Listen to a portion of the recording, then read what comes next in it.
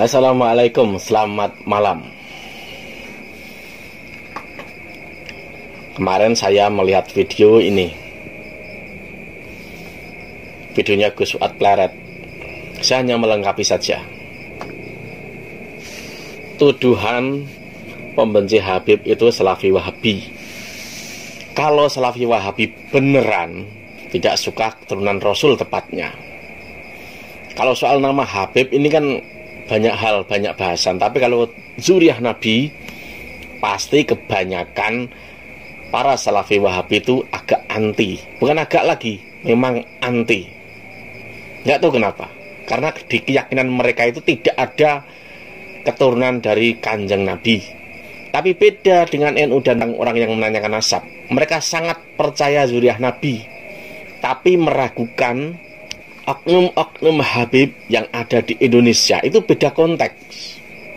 Soal nasab ini beda konteks. Tetap percaya zuriyah Nabi, tapi mempertanyakan soal keberadaan oknum-oknum yang mengaku turunan Nabi di Indonesia. Dan kalau kita jelas mengakui seperti Bani Wali Songo, itu jelas zuriyah Nabi. Tapi soal yang rame itu kita mempertanyakan nasabnya. Dan itu bukan masuk ranah pembenci Habib, bukan. Apalagi masuk ranah pembenci zuriyah Nabi, jelas bukan. Mempertanyakan kejelasan nasab. Nah ini dia. Di videonya Gus Fuad Pleret membahasnya memang agak pendek. Ini saya kasih tambahan lanjutan. Kalau stigma pembenci turunan Nabi itu Salafi Wahabi, memang kebanyakan iya. Beda konteks loh.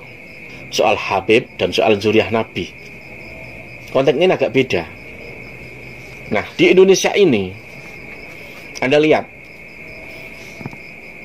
oknum-oknum Habib demo kemarin itu, yang ngotot demo ini kan berbagai macam.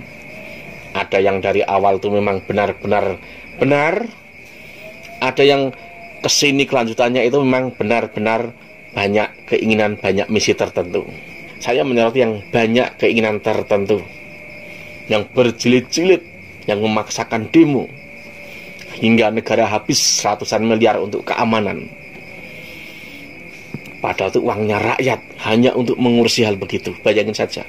Padahal untuk bangun puskesmas, untuk bangun hal-hal yang berbau sosial budaya dan kemasyarakatan lebih bermanfaat sebenarnya. Kita amati, yang demo itu siapa? Yang demo itu siapa? Orang NU tentu ada, tapi sedikit. Tidak rasa nggak ada orang NU itu demo, ikut demo seperti nggak ada sama sekali. Yang demo itu siapa? Harukah apa? Di dalam Islam itu ada berbagai macam jenis gerakan. Jelas gitu loh. Mereka itu kalau ke gedung DPR itu menemui siapa? Anda cek deh partainya siapa. Anda cek, Anda akan tahu. Dan di masa mereka demo itu ada beberapa oknum-oknum dari HTI, dari SAPI, dan lain sebagainya. Sangat minim dan sangat jarang, sangat tidak ada orang NU atau orang PBNU, nggak ada. NU nggak ada. Siapa mereka? Di dalam demo juga ada berbagai macam misi, pakai bendera khilafah, tegakkan khilafah, ada kan? Pakai yang namanya katanya bendera tauhid, ya kan? Itu misi-misi gerakan yang bawa siapa? Harukah siapa itu? Harukah orang-orang yang ingin mendirikan negara Islam, negara khilafah? Ada lagi diplesetkan NKRI bersyariah, padahal sama saja. Namanya saja yang agak beda. Mereka tuh akrab dan mesra dengan siapa? Ya kan, bahkan di Jawa Timur kemarin tuh kan ada tuh seorang Habib coblos partai ini, partai ini. Partainya partai apa itu? Tidak partai PKB, tidak P3, tapi partai. Jelas kan di sana. Lebih ke Ikhwanul Muslimin. Padahal Ikhwanul Muslimin di Mesir itu organisasi terlarang. Mereka sering memberontak. Mereka sering mengerahkan massa untuk demo. untuk melawan pemimpin. Lalu yang ramai kemarin itu soal nasab itu, yang suka maki-maki itu belahan mana? Belahan yang demo atau belahan yang santai-santai saja, tetap dengan gaungnya NKRI harga mati? Mereka gaungnya di mana? Nah, orang-orang yang menuduh seperti Gus Fuad, Kiai Imad itu dianggap itu ditunggangi Salafi. Ini orang yang nggak tahu geopolitik. Coba Anda lihat, mereka tuh di DKI akrab dengan partai apa? Mereka itu yang demo-demo itu kemarin itu, mereka tuh jauh dengan kubu-kubunya seperti Gus Dur itu jauh. Dan Gus Dur jelas Islam moderat, Ahlus Sunnah wal Jamaah yang paling moderat, yang jelas NKRI harga mati. Lalu mereka di belahan mana? Di politik mana?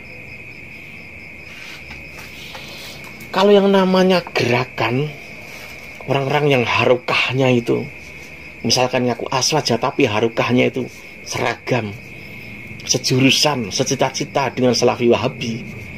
Nah, makanya muncul istilah asrobi, aswaja rasa Wahabi. Bahkan pernah diulas oleh Kiai Marzuki Mustamar soal asrobi ini. Kan aneh gitu loh, mereka itu ngaku aswaja tapi harukahnya, gerakannya, politiknya sama dengan Salafi Wahabi, mendukung partai-partai yang dianggap sangat-sangat neo-Salafi Wahabi. Politik itu ngikuti partai politik.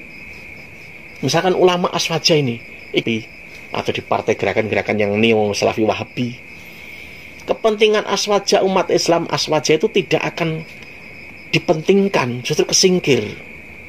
Karena kekuatan penentu kebijakan di negara itu partai.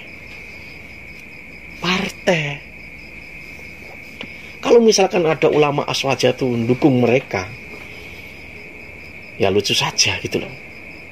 Kepentingan umat Ahlus Sunnah wal Jamaah tidak akan didengar, karena yang main stempel, yang ngetok palu, undang-undang dan lain sebagainya itu orang-orang partai. Iya kan? Lihat sajalah kemarin zaman SBY, ada salah satu menteri yang itu dari SAPI, dia punya pengaruh di dalam perizinan. Saat itu, di dalam era itu, banyak sekali radio-radio Salafi Wahabi. Muncul juga televisi-televisi lokal yang berfaham Salafi Wahabi. Lupa ya. Tapi eranya Jokowi ini mana? Gak ada. Yang mesra dengan Salafi Wahabi itu mereka. Oknum-oknum itu yang suka demo itu sangat jauh dengan kelompok-kelompok, misalkan PKB, atau mereka itu di barisan partai P3. Walaupun ada, tapi lebih banyak itu mereka akrab gerakan politiknya dengan Salafi Wahabi. Bahkan pemilihan kemarin itu gubernur DKI itu, iya kan, oknum-oknum turunan Nabi untuk memikat, untuk menaikkan suara mereka. Suara mereka tuh naik loh. Di daerah Jawa Barat, di daerah DKI itu naik. Dan mereka tuh tidak menggunakan tokoh-tokohnya itu yang diedarkan di masa itu tidak, tapi untuk politik. Untuk yang mengisi partai politik itu tokoh-tokoh mereka. Jadi oknum-oknum yang misalkan dianggap punya pengaruh dan mudah diperalat ini yang dipakai untuk menjaring umat. Itu jelas. Anda lihatlah, Anda buka lagi politik-politik kemarin itu. Sesungguhnya siapa yang akrab dan berpelukan mesra dengan Salafi Wahabi? Pasti oknum-oknum yang ngaku turunan Nabi yang suka demo. Karena kalau untuk yang turunan Nabi di NU itu, ya jauh lah. Nah, ini orang-orang yang misalkan di daerah barat sana itu memang banyak yang tertipu. Karena apa? Gerakan-gerakan neo-Salafi Wahabi itu menggunakan orang atau oknum-oknum yang berlabelkan keturunan Nabi. Nah, sekarang ini nasabnya dipertanyakan. Bukan karena apa? Karena melihat tingkah laku, pola kata-kata mereka itu saat di atas mimbar. Makanya seperti Kiai Imad itu lalu meneliti berbagai macam kitab, manuskrip dan lain sebagainya. Di situ gitu loh. Jadi kalau menuduh orang-orang yang menanyakan nasab itu ditunggangi Salafi, lucu. Lah yang di Jawa Timur itu ada seorang oknum Habib itu teriak-teriak itu untuk mencoblos partai sapi itu gimana? Ya kan, gue sampai sini. Wassalam.